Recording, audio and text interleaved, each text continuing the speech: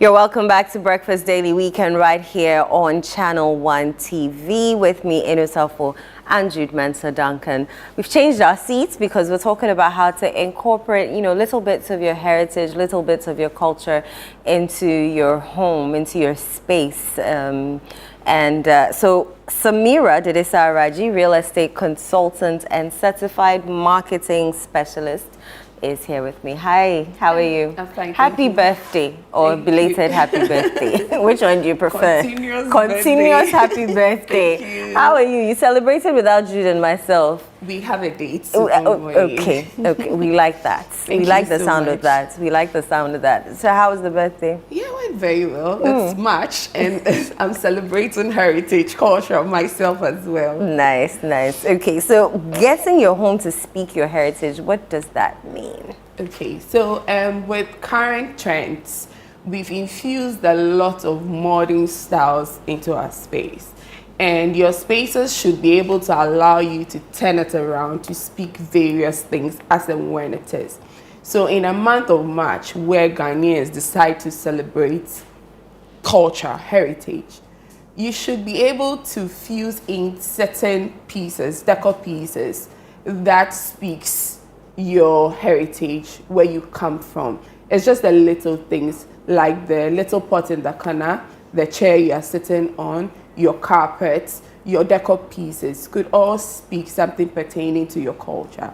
We have various cultures in Ghana from the north to the south. There are basic things like straws, like kente, like wood, like stools. You could fuse all of those things in various spaces that could speak where you come from. You said various spaces. Let's talk about our entryway. So what can we use to, fuse a bit of culture into our entryway? So when you're getting into maybe your living room, you have the walkway, you have an accent wall. You may want to have a console on your accent wall. You don't necessarily need to use the modern furniture or made from the foreign fabrics. You could definitely use things pertaining to straws that could give you two pieces of tables, and they probably have a wall piece that is made of kente, or your mirror that has a kente around it, just so as then you can fuse in that culture in your space.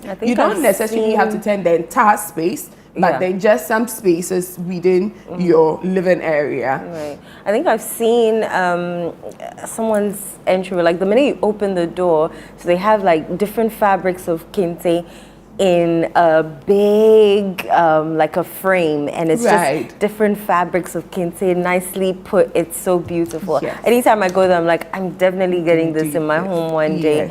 So you see, our fabrics speak different languages. Yeah. When you go to Accra, you're going to buy a material. They tell you that this says this says that. I'm sure what you saw is a combination of certain things the person wants to say in a frame that has been put there. If you know, you would be able to identify it. If not, you just appreciate it as one of the decor pieces in the house. Let's talk about these chairs that we're sitting on. Very regal. I feel regal. I feel like a princess who's a queen who's Right. Where would you put something like this? This could fit in a certain area. So your living area could be split into 3 or 4 different spaces. You could have a certain area just for meetings, chit chat, or reading. You could have a space for your living area where you could watch your TV, bond with your family, and you could also have just that space that you have quick meetings. So aside your living area that has a TV for family bonding, the certain area or the reading area could have this kind of seats or chairs there. You don't need too much in that space because it's just for a quick meeting, a quick conversation, or just by yourself sitting there. So something like this brights up the space. So we talked about colors. So then it's going to be a combination of colors, materials, and then a fusion of heritage. So if you have a very plain wall with just a carpet, you could fuse just those two there, sit there, have a quick meeting, or then read. It sets that corner very bright. I see this pot and I'm loving it. Is it easy to get such unique pieces? Yes, so it's personal styles.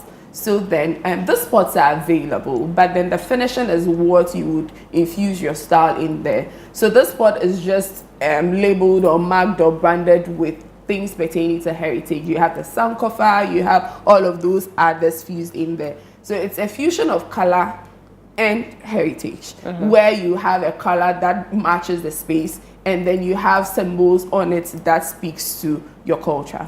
Okay, we've spoken, I think, about the living room. What about your kitchen? Is it possible to fuse culture into your kitchen? Your kitchen, then maybe you're going to be using the earthenwares. You have your pot sitting on your island. You'd have your traditional spoons to use for cooking. So you just change, you move away a bit from the modernized way of doing things, just sometimes.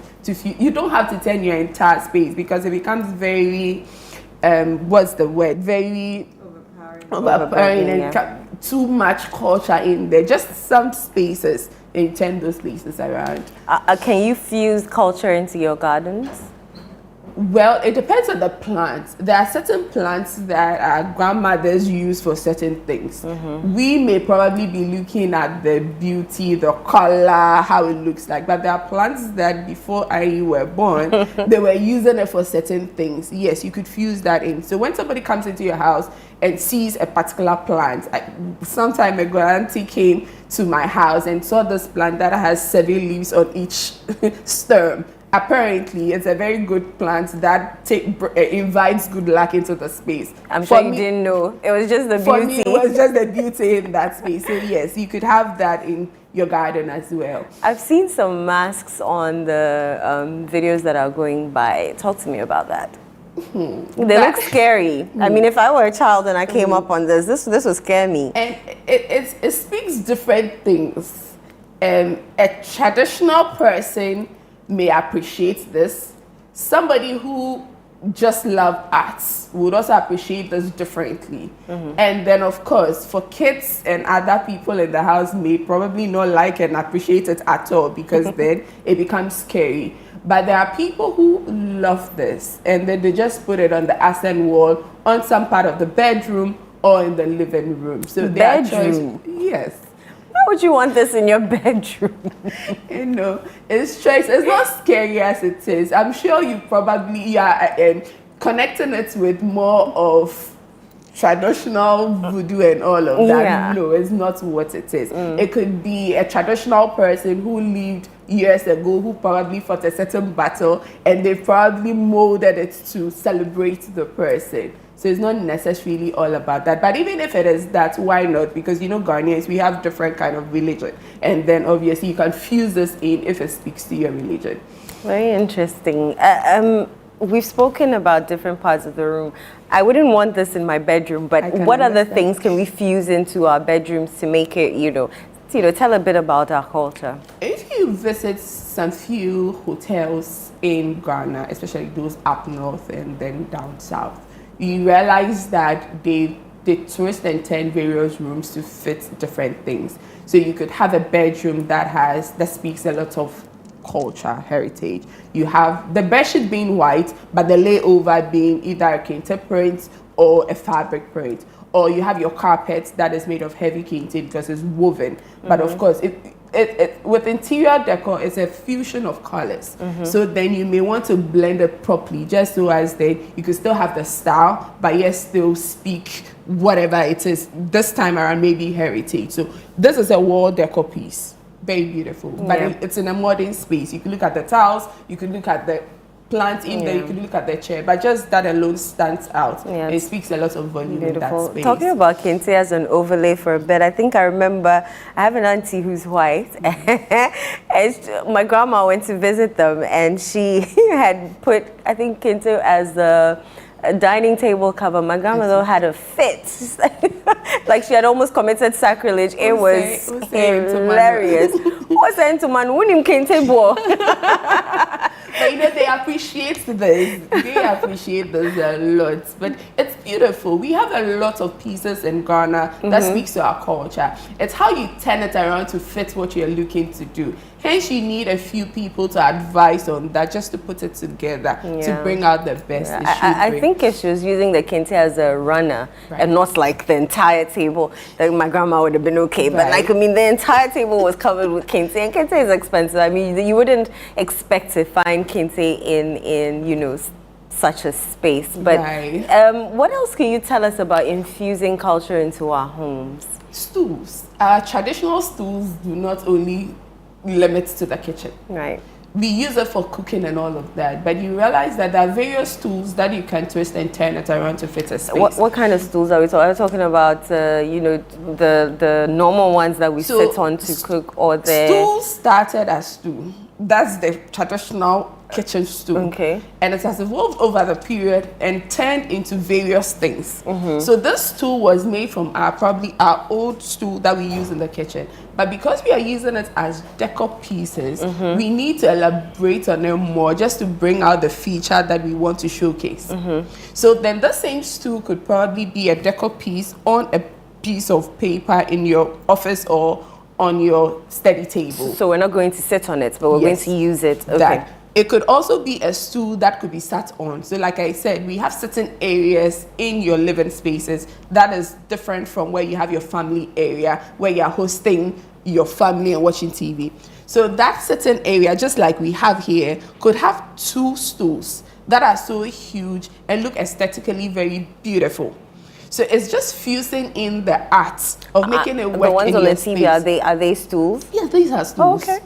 These are stools in different sizes, different shapes, different colors, different accents. It's all choices. Okay, so you can fuse this in. So all of this, is this like a corner in the house that they've put different types, sizes, shapes of stools, and it looks nice. Yes, so decor pieces could be put together differently. You could have all of it showcasing different, like you're appreciating sizes, colors, and curves at one place. You could also separate it and put it at different places, and you could change your space as and when you want. So you don't keep it boring, keep it the same way all the time. Just keep changing it. Let's talk about expenses.